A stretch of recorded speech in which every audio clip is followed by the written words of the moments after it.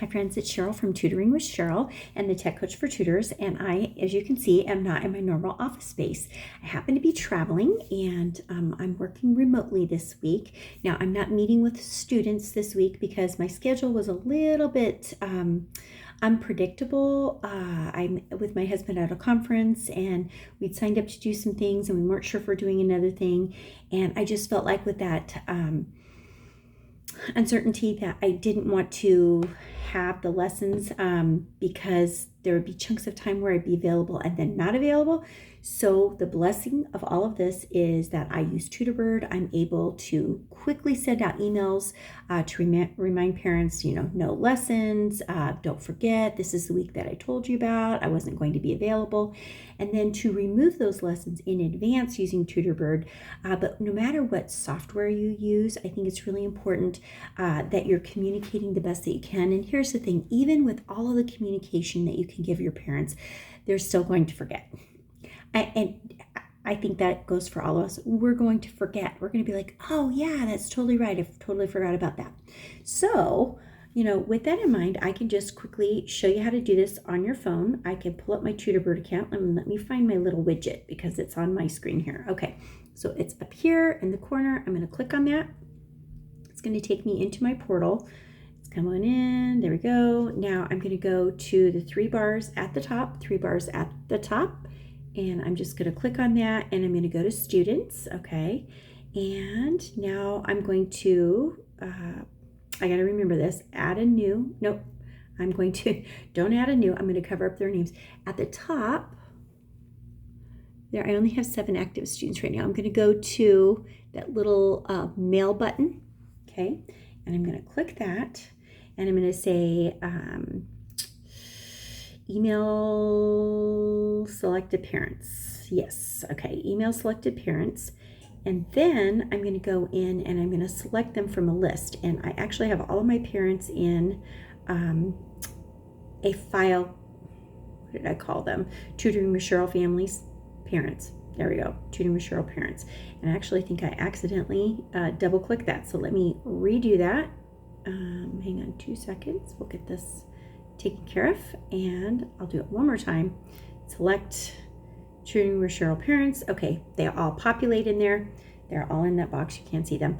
And I could add an extra recipient. I'll just type my name in there. Okay, so that we can see that. And I'll say reminder, no lessons this week, resume. And then I am resuming February 16th, okay? And that happens to be a Sunday afternoon this year. And so I've got that in the subject line.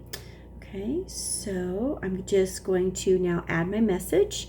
Hello from sunny California.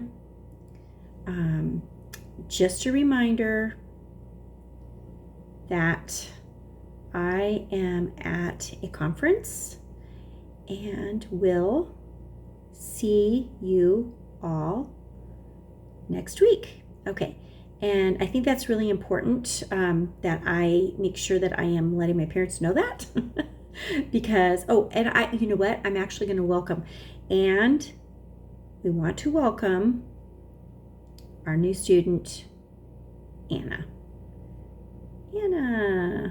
Okay, and then I'm just going to sign it here real quick and I'm going to send it off, and it's going to give me the option to CC me on the email. So I guess I didn't have to have my name up there. That's okay.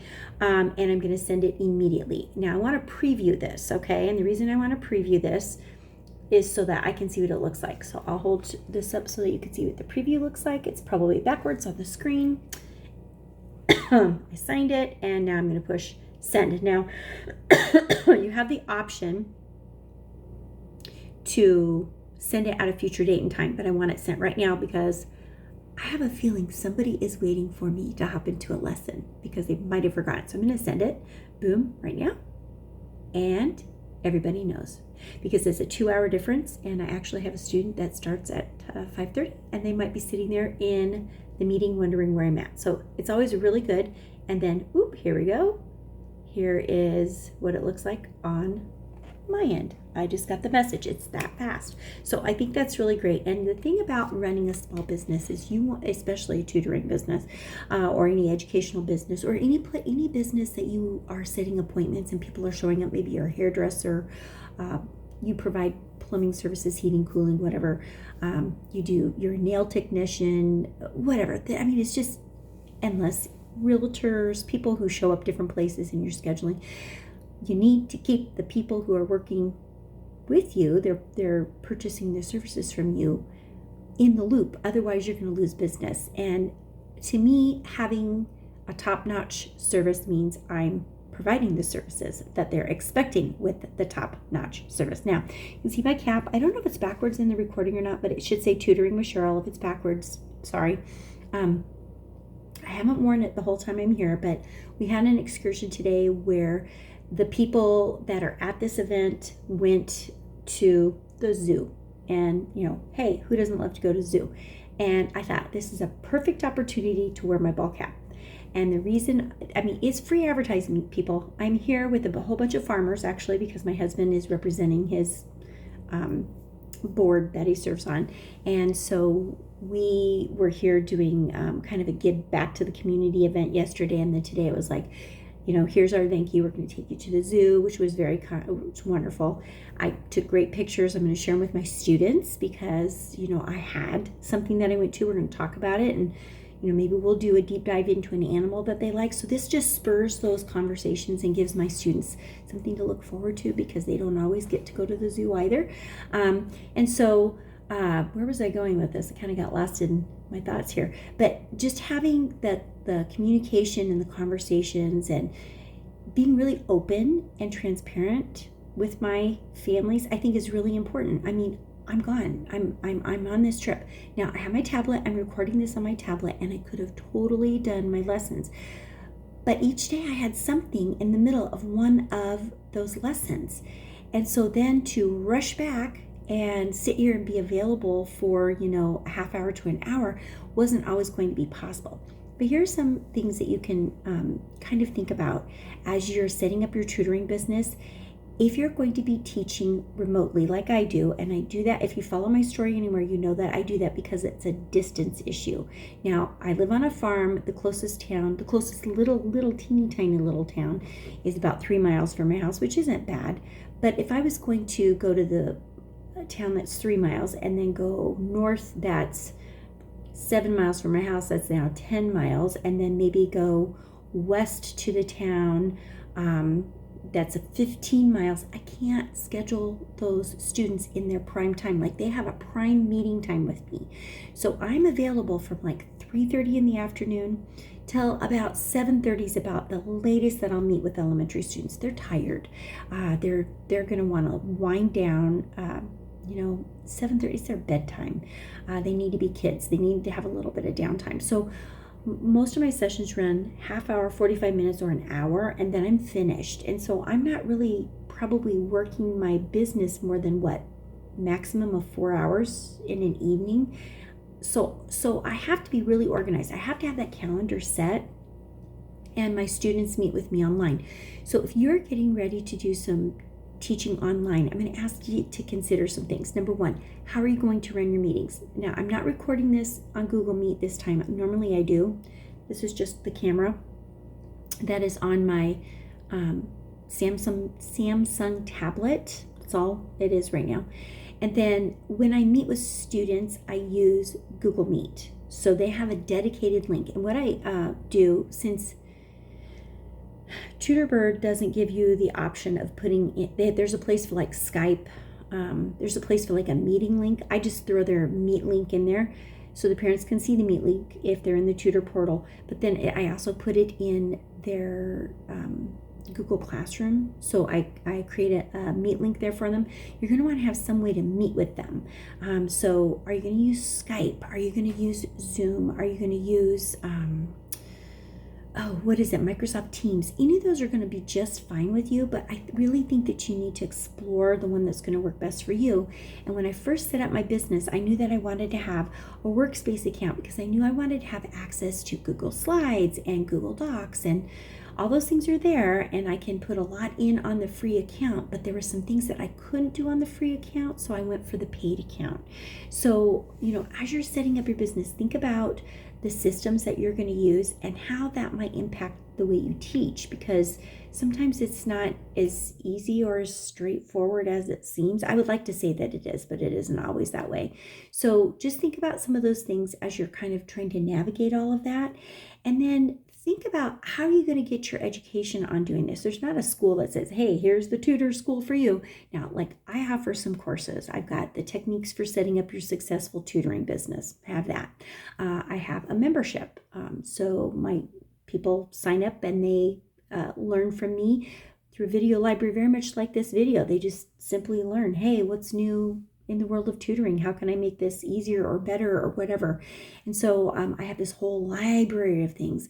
Or you can just pay for a power hour with somebody, but find the expert that you need to grow your business, because it is a business. It could be kind of this little part-time gig that you have for right now, but it really can pay your bills. Like online tutoring, in-person tutoring really can. I follow people all over the place. I have some really interesting connections where people literally have like open storefronts and they're running businesses where the kids come in and they've hired tutors.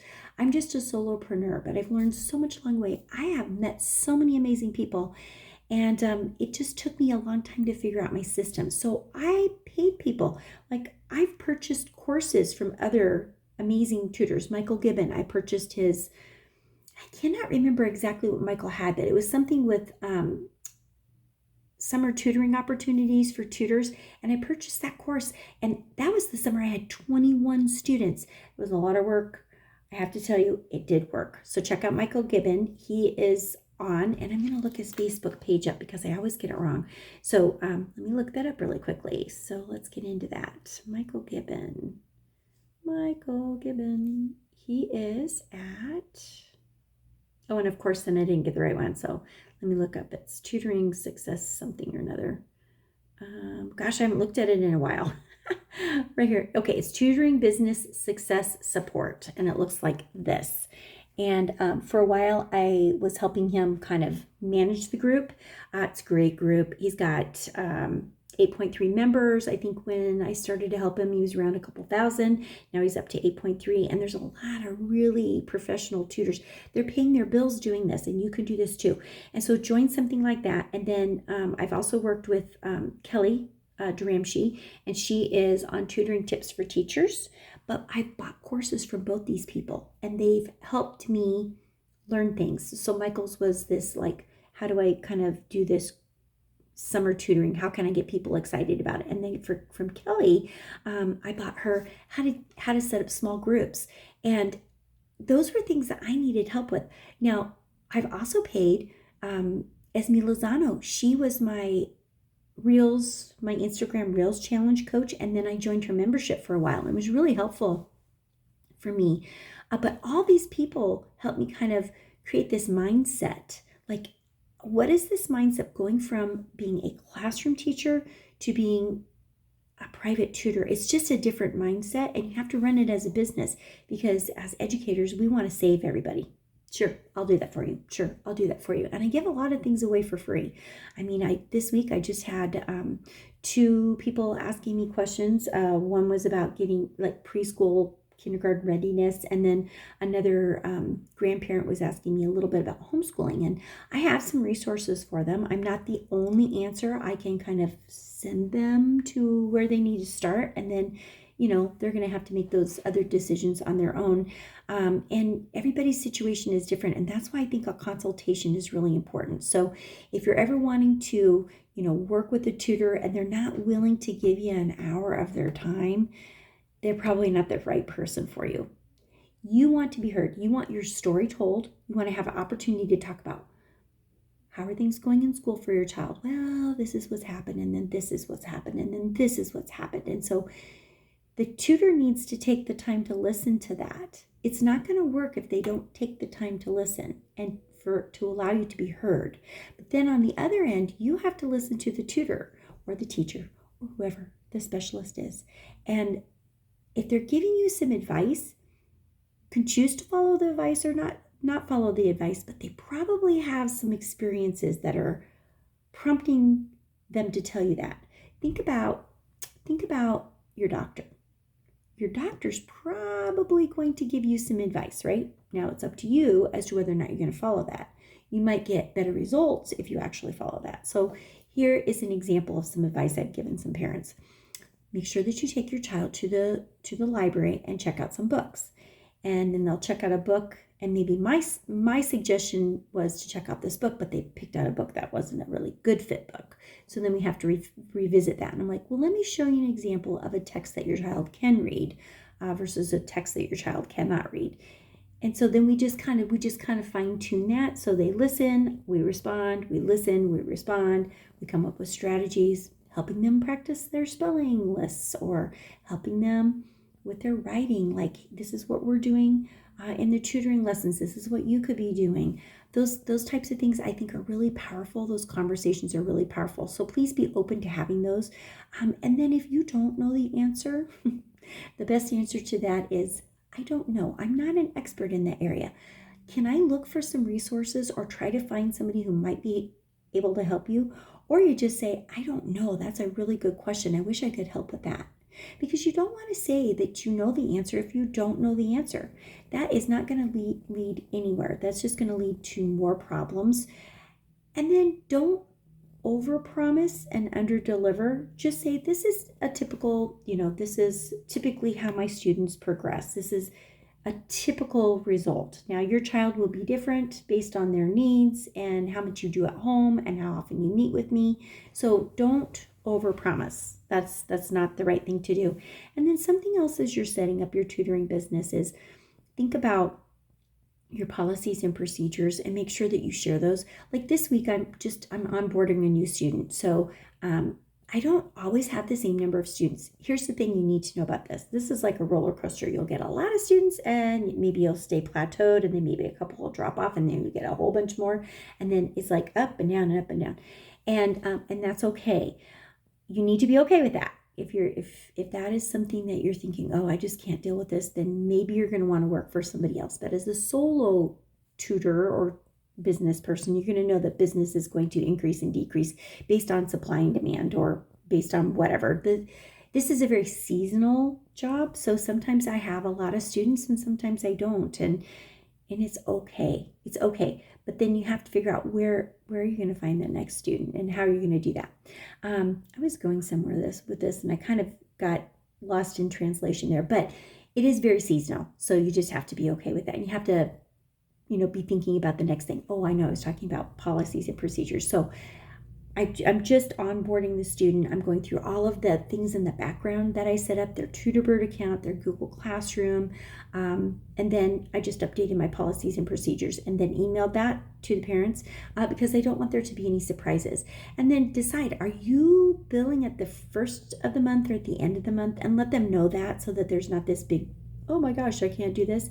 And then also, that one of the benefits to using TutorBird is, let's say that they know next month is maybe somebody who's laid off and they've got, 3, 6, 9, 12, 15 lessons scheduled with me, but they know they can't afford 15 lessons. They can go in and they can manually cancel those lessons. And then they can automatically see what would that look like on my next bill. If they cancel too many, and they're like, oh, I didn't mean to cancel that one, I can get back in on my end and then just put that back on there. So having that transparency and the ability to have the parents have a little control, I think, is also appreciated. And then I share resources with them. So the kids are getting their resources in their Google Classroom, or I'm sending a file home when I send a note home through TutorBird. And I think it just makes it really transparent. So just be transparent, and that is just the road to success.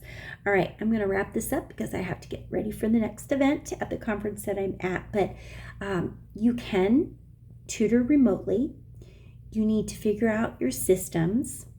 I always say I love TutorBird. There might be something else. Maybe you're using Tutor Cruncher. Maybe you're just piecing it all together. And I did use Google to piece it all together at the beginning, but I just found that this system works out really well for me because the parents can see everything all in one place. They can see their billing, they can see their calendar, they can see how many sessions their child has had, they can review notes from me about progress, they can share that with the teachers, they can look at my website.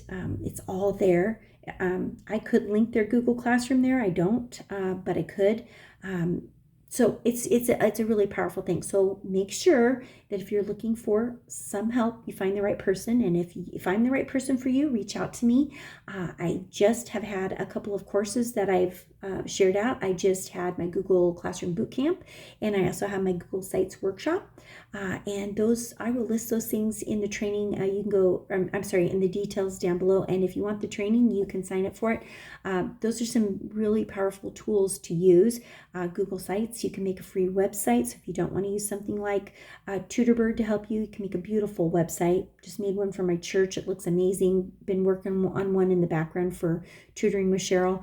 In case at some point I decide, I'm really just going to focus more on the coaching. I don't think that's going to happen because I love kids too much and I love what I do and I love making a huge impact on their reading. But that's a choice. I could literally make that choice as I'm kind of building these things out. So always be working on something in the background, and you guys make it a great day. And as usual, keep the learning going.